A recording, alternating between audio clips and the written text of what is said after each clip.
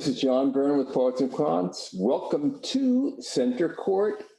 We have three folks here involved in MBA admissions. We're going to shed some light on the admissions processes at their schools, who's going now, what that looks like, what it takes to get in, and what you can expect once you hit campus. So let me introduce each and every one of our panelists. I'm really happy to see them today. We have from Carnegie Mellon's Tepper School of Business, Jackie Otto, who's Associate Director of Master's Admissions. We have Eric Askins, who's Executive Director of Full-Time MBA Admissions at UC Berkeley's Haas School of Business. Not too far away from where I am right now in California. And we have at the University of Illinois Gies College of Business, Casey Jones, Associate Director of Recruitment and Admissions. Casey was with me yesterday, actually on our careers panel. So welcome to all of you. Jackie, I wonder if you can give us a little sense of what the incoming class looks like, what trends you saw in the pool, and ultimately what kind of class you crafted for what will ultimately be the class of 2023. Yes, it has been an exciting summer welcoming our incoming students. We've worked really hard at the Tepper School through all of our application rounds and had a dramatic increase in applications. It felt at times that the process might never end, but we're here and we've welcomed our students, and we're very excited to have one of the largest classes we've had in recent history for the full-time MBA program. So encountering the pandemic incoming class, certainly was a smaller group for us, but happy to have such a large group of students here from over 29 different countries all over the world, and some places that we haven't had candidates before, which is really exciting. So yeah, we're here. There's the energy and activity, like you've mentioned in our conversation before the panel. The students are here. I'm meeting some of our second years for the first time, and I've got to know them from the waist up, but now here in the flesh with mask on, of course, I've been able to meet some of our second years and first year students. But it's a big group that we're here, and we're expecting with the application volume we've just seen. We had our round one deadline on Sunday. We're still going to be very busy, and we have a lean team, but are processing a lot of applications already, and look forward to getting to know more of our incoming students for next year. Good to hear. Did you experience a rebound in international applicants? Because, of course, the pandemic made it very difficult for many international admits to come due to travel restrictions and visa problems. Yeah, there were quite a few deferrals that came in this year, and it'll be interesting to see how things happen for the next year, if there is a pent-up need or desire for the MBA from the international community across all of the programs. So in terms of representation, it's a similar number that we've had before, a little bit higher, but I think some of that is from deferral students that weren't able to make it, that we did have some that started last year. So we're excited to have more diversity in some of those countries that are represented this year. Great. And Eric, I know you had an incredible pool of applicants, and two numbers tell us the story. Your applications are up by 4%, yet you admitted nearly 200 fewer people, which just shows you the quality of the pool and also your expectations on better yield. Absolutely, John. And what I can say about those two numbers is that they don't quite tell the whole story, but they do. Oh, no, not at all. But they do give us a lead in, right? So what does our class look like this year? So I guess, a little bit in the reverse of what's happened over at Tepper, we actually had a very large class in our, I guess, what you call the pandemic year.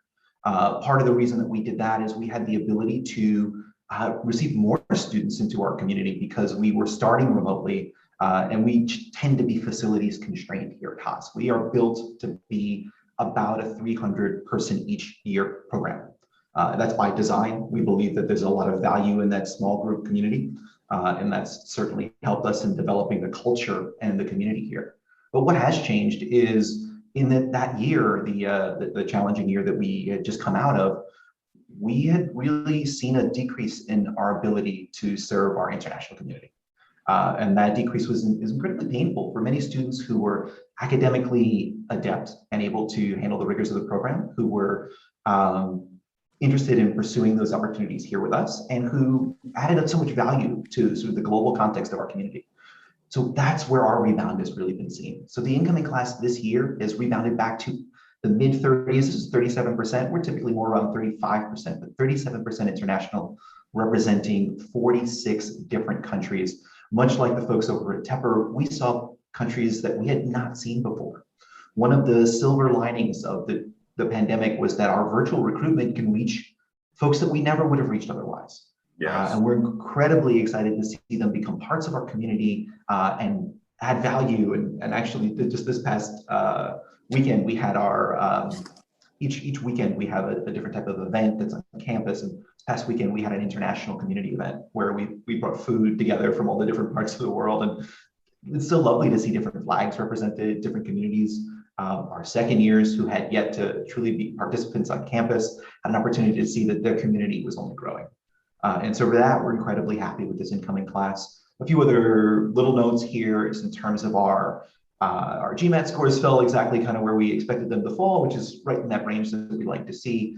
Same with our GPA. Our class came in at about 291, which is right near the sweet spot for us, and really excited with this community that's on campus. Also really excited that we continue to increase the number of underrepresented in business communities on campus. That's something that we aim to do. We've made a real concerted effort to do starting about 2-3 years ago. We put money behind that. We didn't just say it, we did it. And we're really excited to see that that's really paid through. I also saw, Eric, that the percentage of students who enrolled with a GRE also increased again. And you're up to something like, I think it's 36%, is it? I think it's 35 and change, but yeah, it would round to 36. It's right around there. Now, Casey, I'm surprised at how cool, calm, and collected you seem to be. And let me explain why. 6 years ago, Gies launched its disruptive online MBA program with a cohort of something like 113, 116 students. You're now up to over 4,300 enrolled in that program. And through the pandemic, applications went through the roof, and so did admits and those who enrolled in the program. How in the world can you be so cool and calm and collected? Yeah, it all must be a facade, because there's certainly a million things going on, but we are really excited to see continued growth. As you mentioned, John, 2020 was a crazy year for probably a lot of all of us, right? But in the online world, we did see a huge increase in interest in MBAs. And 2021 we've seen a little bit of a cooling, but back on the trajectory of growth that we had in 2017, 18, and 19. So we have introduced 5 intakes for 2021 as our classes are offered in 8-week sessions, so it provides greater flexibility in when to start. So seen a little bit of smoothing of enrollments over the year, which has been nice for both of our staff and faculty. But we've again seen the growth that we did previous to the pandemic. Between our August and October starts, we have around 800 new students in our IMBA program, and kind of looking to keep on that growth pattern that we've seen in previous years moving forward. Of course, international is a little different for us because we were able to still serve those students through 2020. About 26% of our incoming cohort is international. We have over 90 countries represented throughout the program. I believe it's 46 countries represented just in our fall 2021 cohort. So I'm curious, how did you scale? Because, those kind of numbers, particularly through the pandemic, would cause people just to get really crazy. How much staff did you have to throw at it to process all those applications and make it happen? It's mind-boggling to me. Yeah, it's mind-boggling for me, and I'm here doing it on a daily basis. We do have new staff hires all the time. The good thing was we had a great e-learning team in place, and we were able to continue to hire in that space and investment from our college as a whole. I think we were one of the only, business schools that was still hiring throughout the pandemic for both staff and faculty. So there's truly been an investment in our programs, which has allowed us to still maintain that quality while we had the continued growth. Great. And Eric, I want to talk about something you told me before we went on camera, which is that one of the interesting things due to the pandemic was that you actually had a reorientation for your second year MBA students, largely because their first year was remote. Talk us through what happened during the pandemic and what it's like right now. Sure. So during the pandemic, and I'm actually kind of excited going after Casey on this one, because during the pandemic, what we did is we did a significant investment as well in remote instruction. That included converting 4 of our classrooms into these fully remote classrooms that use a particular type of technology and software that includes up to 80 screens and 7 or 8 different cameras and a couple of multiple layers that were added in. And that's how we delivered our core and most of our elective education through the past year when the pandemic had really limited our ability to have students on campus. We did some on-campus sessions. Those were very limited. Those were always outdoors under tents, taking into account the guidelines here. We're very excited to be back in person and to be a fully in-person community this year. We did not let that technology investment go to waste. John, I know that you were one of the first to hear about this a few months ago, but we did launch a Flex MBA, which was a hybrid model MBA that allows people to begin some of their core coursework remotely, but does have some in-person components. And that's geared towards working professionals. But that's where we put that technology. Meanwhile, what we did to those folks who were coming in is we did to exactly the point you mentioned, we did a reorientation, a reconnection to our community. We had, similar to what we would do at our own orientation, we had everybody in together. We talked about the class profile, about who was there, about the community. We broke into smaller groups for them to understand the community and then to understand campus. One of the most beautiful things about Berkeley Haas is where we are, our physical location, nestled into the Berkeley Hills with a view of the San Francisco skyline through the fog. Like you just turn around the other way and you are surrounded by redwood forests, hiking trails. We wanted to share that beauty with them, and that's a big chunk of what that reorientation is about. Taking folks on hikes, taking advantage of the campus space. Love it. Jackie, take us through the pandemic and how things have changed. I know you're back to in-person classes as well. Yeah, so we've resumed in-person experiences. We had them during the pandemic as well. And in terms of safety with our students, requiring masks and frequent testing, faculty and staff as well. So we knew who was on campus and when, and in terms of protecting the students that were here. But now that we're back, everyone has to be vaccinated, faculty, staff, and students, and we are wearing masks. We do have the live instruction again.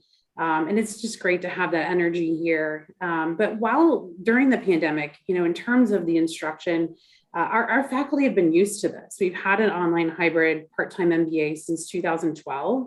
So shifting quickly was not as much of a challenge for us at Tepper. We're quick to move with technology, certainly with Carnegie Mellon, but our faculty have been used to this. Our students in the part-time program continued with their success in this delivery model. And it'll be interesting to see how other MBA programs adapt to in terms of meeting students where they are, hybrid options, online delivery. So it was more of an adjustment, I think, for our full-time students who were socially used to seeing everyone in person, but moving to that quickly, online instruction was necessary, certainly. But now that we're here, it's in person with masks on. We can meet outside. There are tents on campus as well. And Pittsburgh's a great community too, as well for our students. It's not a huge city where you're congested and limited to space and personal space, but there are lots of parks and outdoor recreation and places close to where students live to get food, to go out, shopping, places of worship, things like that. So being in Pittsburgh, I think during the pandemic was probably one of the best places that you could be. And I'm glad that our students are here again. and on campus as well. So the pandemic was challenging for everybody, but I think because of the experience we've had with using technology, it was pretty quick for us to move as we needed to. That's great. Now, I know that every class that's welcomed on a college campus, the new cohort, is a collection of tremendous amounts of effort and grit and perseverance, because all the students who arrived on campus put a lot into the process of getting into your schools. And all of you worked very hard in seriously considering massive numbers of very qualified people, and often having to turn down people you hate to turn down. But I wonder, if you might talk a little bit about crafting that class, in creating or baking that cake. What are the essential ingredients that you see in evaluating talent for your program? Jackie, why don't you start with your ingredients for the tiramisu at Carnegie Mellon? Oh, it's lunchtime, so talking about food, I could go for a tiramisu right about now. But in terms of a Tepper, we're looking for students that are driven, that are looking to be a part of a smaller community. We're smaller on purpose here at Tepper. So one of the questions that I like to ask during the interview is, how have you helped someone else be successful, an individual or a team? Because it's really important that we're bringing in candidates that want to work in groups, that want to work in teams, that want to improve themselves, but not at the sake of other people. So really understanding, in terms of their experience or their desire, because we know not everyone has had that experience yet to work in teams. They might be individual contributors, but having the transferable skills to work with others, lead others. And at Tepper, we expect you to be a leader. So in your application, hopefully it says something like that in your goals, that you want to lead others. And yeah, so in the application, just reading those essays and getting to understand where they're coming from, the experiences they have professionally and even personally. Our essay is about adversity and overcoming challenge. And I've learned so much about our incoming students, and it's just been a pleasure to really share those stories with us in their MBA application journey. But yeah, I would say, just being thoughtful about working with others, working in teams, being driven, and being humble. That's really something that I value in our alumni community and current students, is that at Tepper, everyone from the dean to working in facilities, we are all here to support each other. We all put our pants on one leg at a time, even from our faculty members like Jay Apt, who is an astronaut in space. We're all here to work together. So in terms of the candidacy, I think really understanding the aspirations and working with other people is something I look for. Great. And Eric, we know that Haas famously has a set of values that have been well articulated over the years, and that form the core of your culture. I wonder how those values inform your admission decisions. I love answering that question, John. And the reason that I do is because when we talk about the sort of those defining leadership principles here at Berkeley Haas, we often have to first say these are not a rubric. These are not meant for people to come through and tell us this is the number of times I challenge the status quo. These are all the different ways that I go beyond myself. What it does give us is a common language in which to talk about some core fundamental values that we think make up a strong leader, these leadership attributes. And what can candidates do to express that, to share that with us? So one of the key things that we invite people to do is to take a very authentic approach to telling us what drives them. And I'll give you a concrete example in our application. Our application includes an essay, which is our leadership essay. It's the second essay in our application. And it has two parts. And that first part actually says, leadership is changing. It's changed over the last decade and it's changing again. Tell us what you think you need to be a great leader. And the reason that we framed it in that way is because we actually want them to tell us what the objective is. I don't think it's in our place to define leadership or what successful leadership is. We invite people to define that for themselves and then tell us how they're going to achieve that goal.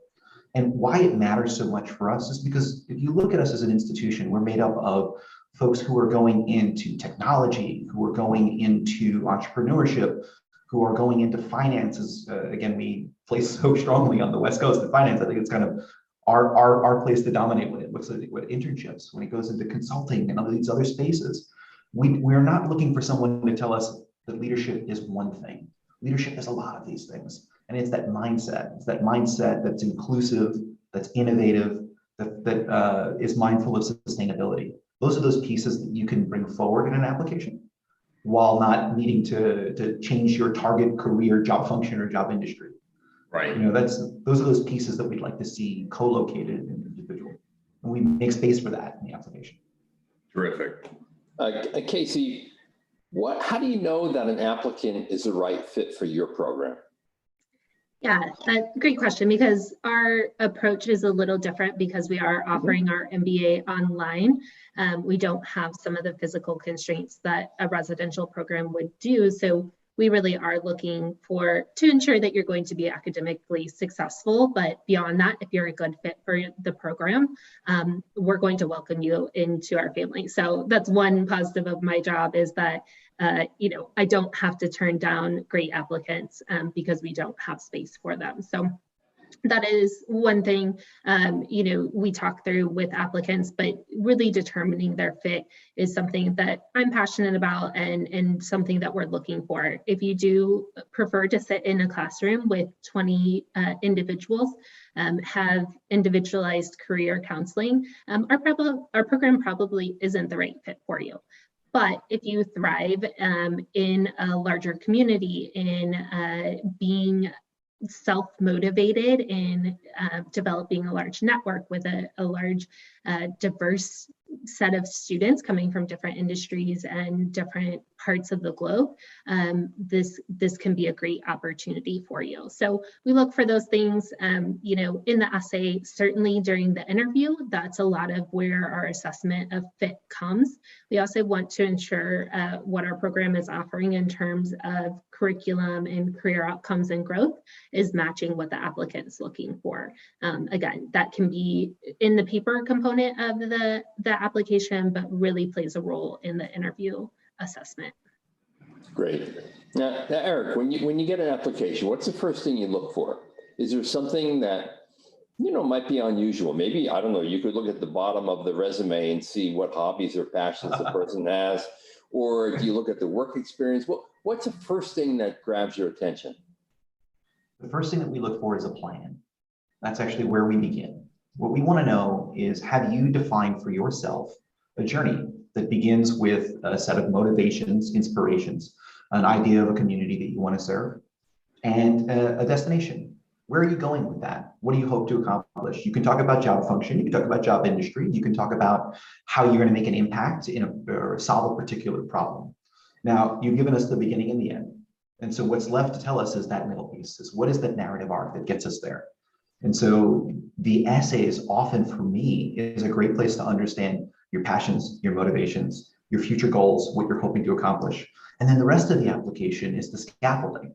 Well, now you've told me the journey, you've told me the story, give me the evidence that shows that you can do this. And in that framework, I'm able to engage with pieces on the resume.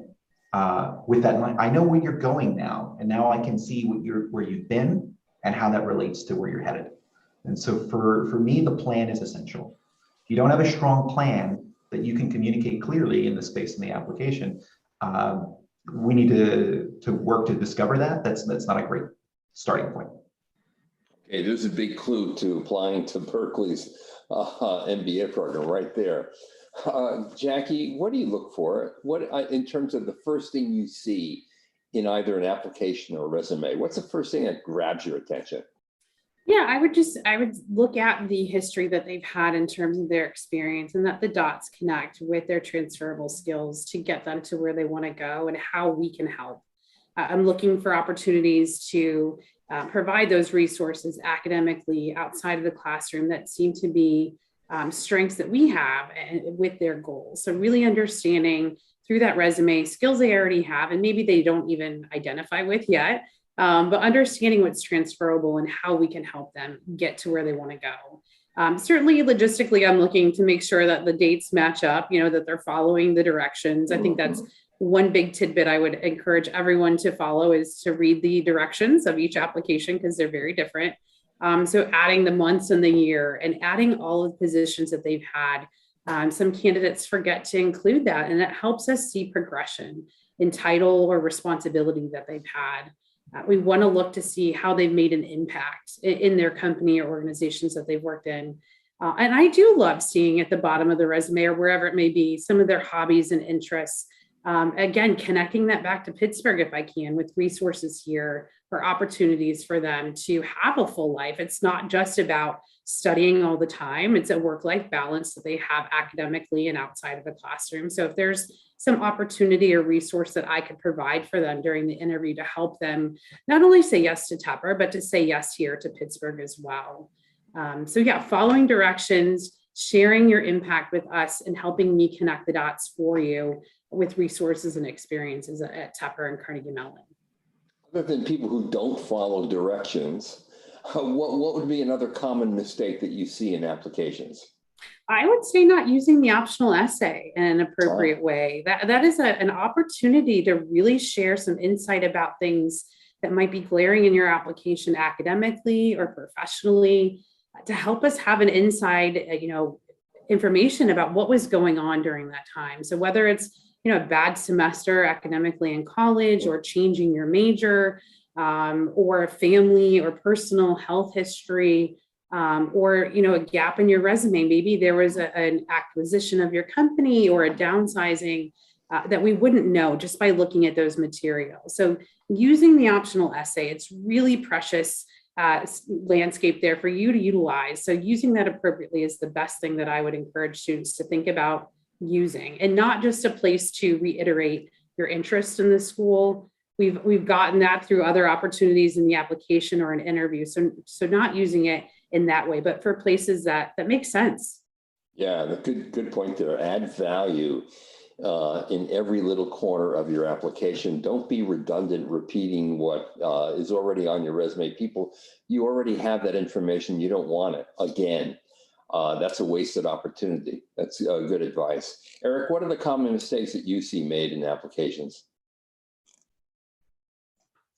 I would have to say, when it comes to the letters of recommendation, the idea that those are outside of your control is something that I don't necessarily align with.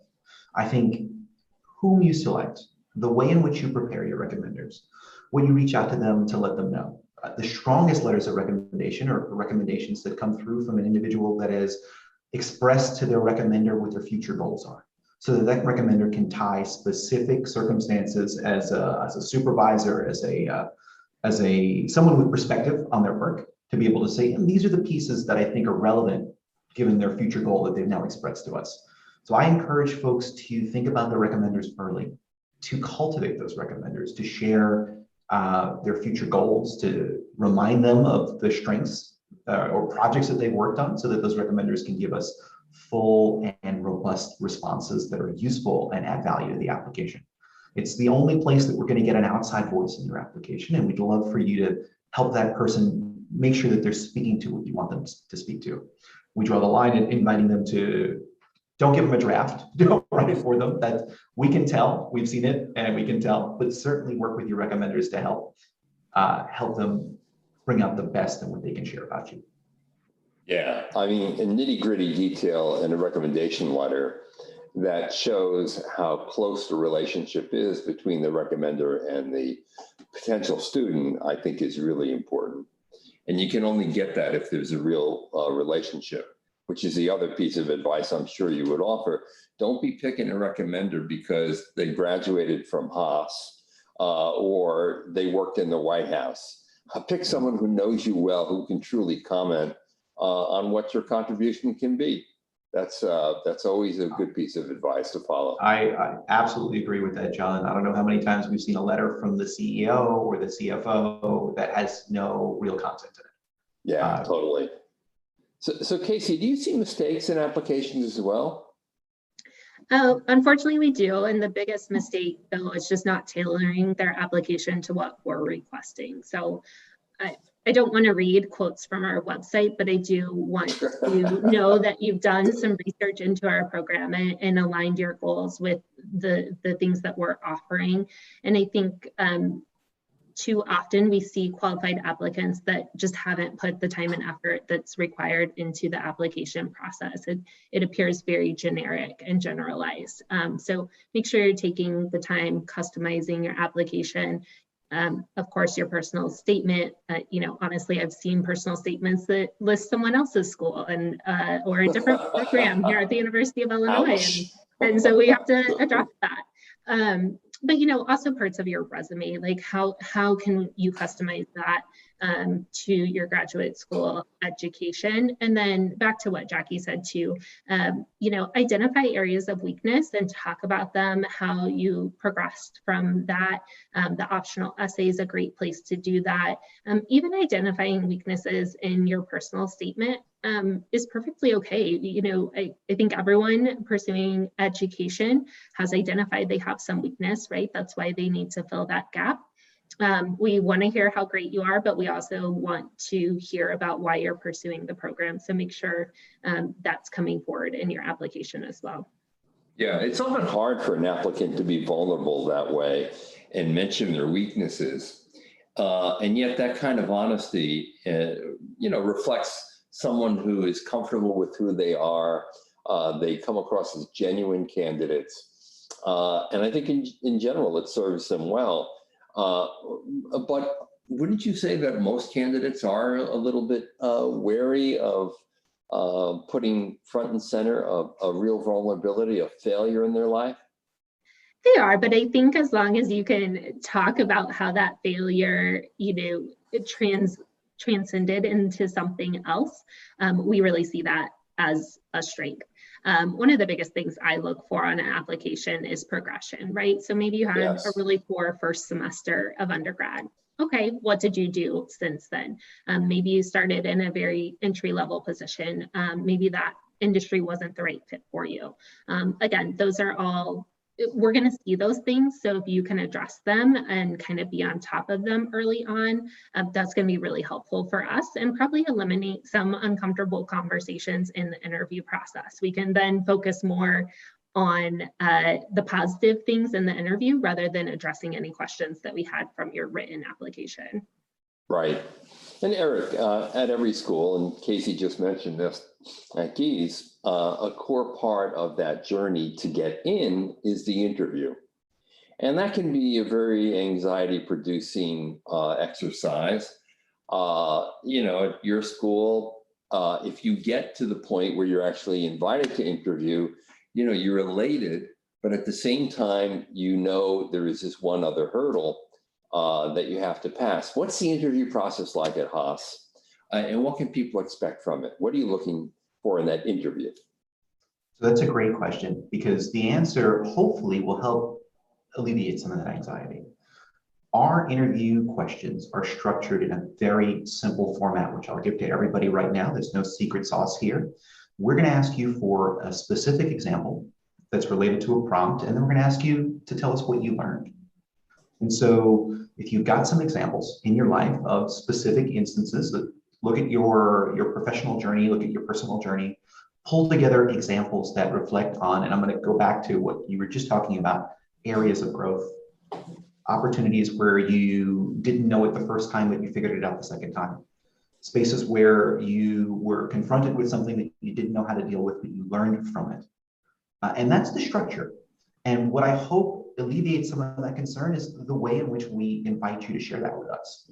So you asked for the process. Our process is you will be invited to interview by our team only after we've read your application at least twice. We have a sense that you're someone that we want to join us here. The interview will not sink anyone. It is a positive. It can float your application higher, but this is not something that can, we got the interview and now all of a sudden those two initial reviews are not valid. That's not how that works. It's a plus. It's an also that can help raise folks up, but it should never be seen in that way. And that invitation will invite you to either choose a format that best suits you. And we have pre-recorded interviews. If you're the kind of person that gets nervous talking to another individual, especially over camera, especially with noises in the background, give yourself this opportunity to take advantage of a pre-recorded interview. It's coming from us. We're going to deliver the exact same style of questions through a question bank and a system. And then you've got time to answer, to prepare that answer and answer in a way that you don't necessarily have when it's live. When it's live, you feel this pressure to immediately respond. 1, 2, 3, answer. But instead we give these 30-second pauses to think, prepare a response, and then deliver that response recorded. But if you want to pursue one of the live interviews, which this year and the past year are delivered remotely. So we've got members of our staff, members of our alumni community, current students participating in this interview process. You schedule a time with a real person, schedule it via a virtual connection, and then you're talking to a person. And there's if that's where your energy comes from, then you got that option as well. So I'm going to say, well, how are you doing today? And what's the weather in your region of the world? Okay, great. Let's talk about an example. Let's talk about a question. We've given folks the opportunity to choose the format that best suits them. And I'm telling you what the secret is here. It's example and what'd you learn? So if you've got a couple of examples that you've learned from, then you're probably already prepared. Yeah, that's a simple, easy formula to follow, although I think people get nervous and they can screw up. So, knowing that, though, you're right, I think relieves a lot of anxiety for sure. Jackie, what's the process like at Carnegie Mellon, the interview process? Yeah, so it's a blind interview process, and we invite candidates to interview similarly to Haas after we've read and processed their applications. And we invite candidates throughout the entire round. So sometimes candidates are nervous that they didn't get invited right away. We have a lean team. We're doing the best we can, and we have more applications than ever. So if you interview in the beginning of our round, great. If you interview later and you're invited then, that's fantastic. I've interviewed candidates days before decisions went out and they were admitted. But it's a blind process. So the person who's interviewing with you is a member of the admissions team, has not read your application. To eliminate bias and to help students have exposure to more people on the team, it gives them an opportunity to chat with someone that they haven't met before, possibly. But it's very behavioral based, like Haas. We're asking for examples of experiences that you've had around leadership, challenge, working with people from different cultures or backgrounds. We want to know more about you and your personality and what you like to do for fun, but also how Tepper is a good fit for you. What research have you done?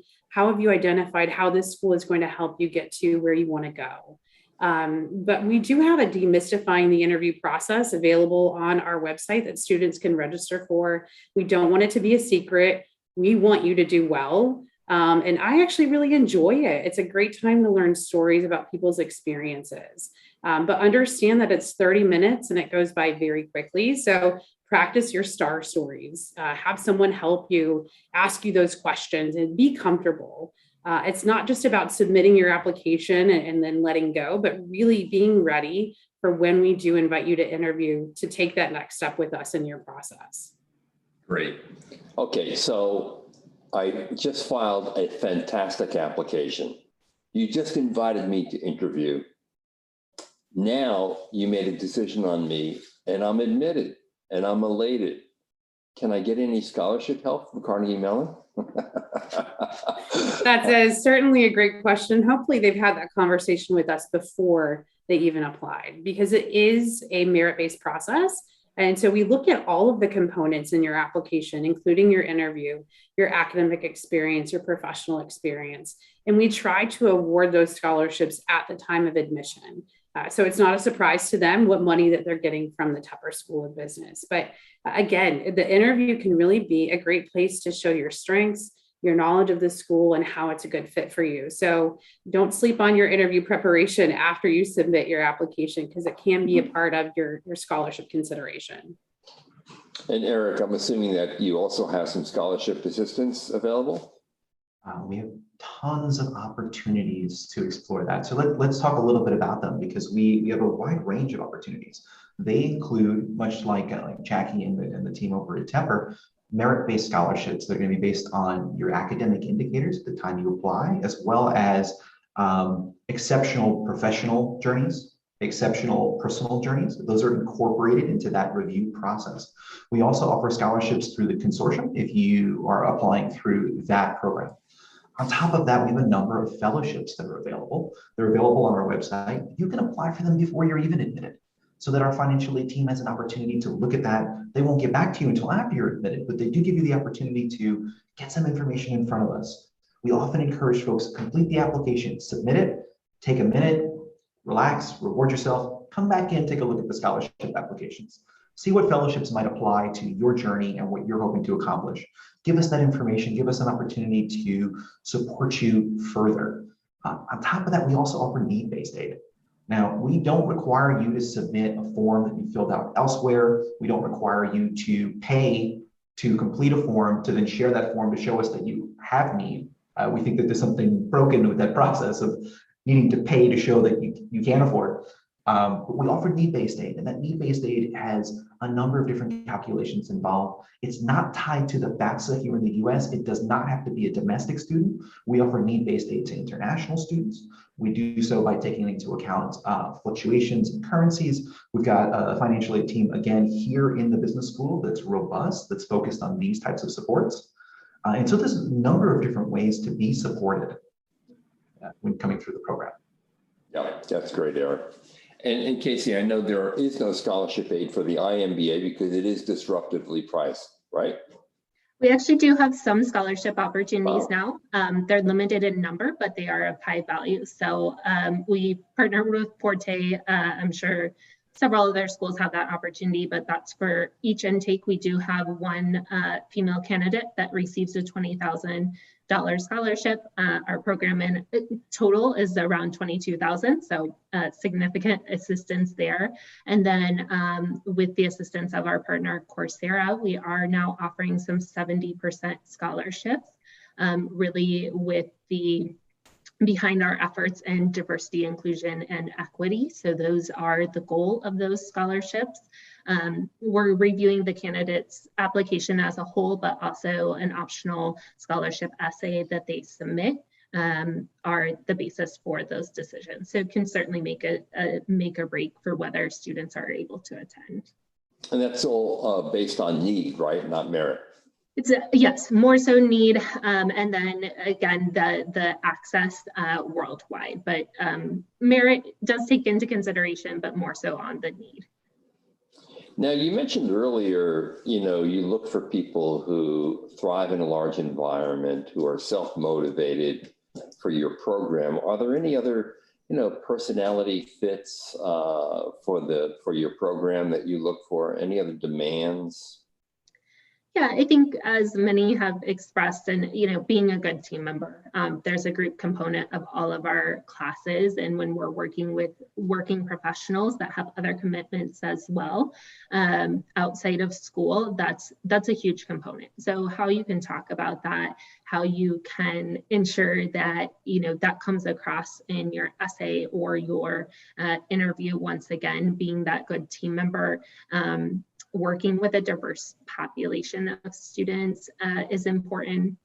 And then the last thing that I would say that's a little harder to assess, but something that we're looking for is we don't require the GMAT or GRE. So of course that quantitative skill always comes into question. And if that's not your strength based on your academic or professional background, that's okay, but how can you show us your willingness to learn and your capacity to learn in some of those more challenging quantitative courses? That's something that we're looking for as well. So if you can express that at some point in your application, that's always beneficial to our team as well. Great. Eric, you convinced me I want to go to Haas. So tell me what I should be doing now. So what should you be doing now? That's a very good question. So I want to use this opportunity to talk about the types of backgrounds folks can come from, because I don't want you to think you have to do one thing. So one of the things I really love, take a look at our class profile. And when you look at the undergraduate experiences or the professional experiences, the pie chart looks like a color wheel. It's got a lot of really large segments, and that's valuable. We don't want you to be doing one thing. We want you to be doing the thing that gets you further towards your goal. So how might you go about doing that? You might go about doing that by leaning into the backgrounds that you have and looking towards what those future goals are. I heard earlier one of my colleagues here on the panel talk about those relatable and transferable skills. Well, this is your opportunity to prove that those are transferable, right? To actually start to begin the journey towards that future goal. So coming from any of those backgrounds, coming from any of those educations, you have the opportunity to begin to say, well, this is how this relates to what my future goal is. Take the first 2 steps before you get here, and we know that you're on the path. All right, great. Jackie, I know I want to go to Pittsburgh. Tell me what I should be doing right now. Yes. Well, I would love to talk your ear off about Pittsburgh. I've lived here for over 17 years. I'm not originally from here, but love the quality of life that's available for our students. But for an incoming student, I would say, get to know your other admitted peers, get to know the students that are in the program, because the quality of your relationships are going to help you not only in the richness of life, but being curious about their backgrounds, their strengths, their skills will help you when you need help. And we know that you're going to need help at some point, academically or maybe even personally. So the quicker you get to know the people that are here, that are going to be in your network, the easier it's going to be to ask those people for help instead of waiting and taking too long. So get to know the people that you're going to be studying with and living with and learning with, the people that are here in the program already, and talk to your admissions officers. We're here to provide resources for you. It's not just about getting in and then seeing you later, and moving on to the next round. We are here to support you and answer your questions about living here, moving here, resources here for you, your family, or others that you're bringing with you. And we know the students here, we know the alumni. So if you have questions about a particular industry or company, I'm happy to introduce you to an alum or other resources here. So stay in touch with us, but get to know your peers. We have a lot of admitted student events, admitted student website, webinars, conferences over the summer. So there's a lot of resources that are going to be coming your way, and we're here to help you. Great. Now, Casey, I don't want to quit my job. I want to get an MBA. I want to come to your program. What advice do you have for me right now? Yeah, I think it's really just echoing what everyone else said. Whether you're in the application process or consideration process, or you've been admitted, get to know current students, get to know fellow incoming students, get to know our staff. We're really not that scary, and we really do want to help you. So ask those questions, attend the events, just be interactive and be engaged. And that's really, truly the best advice that I can give.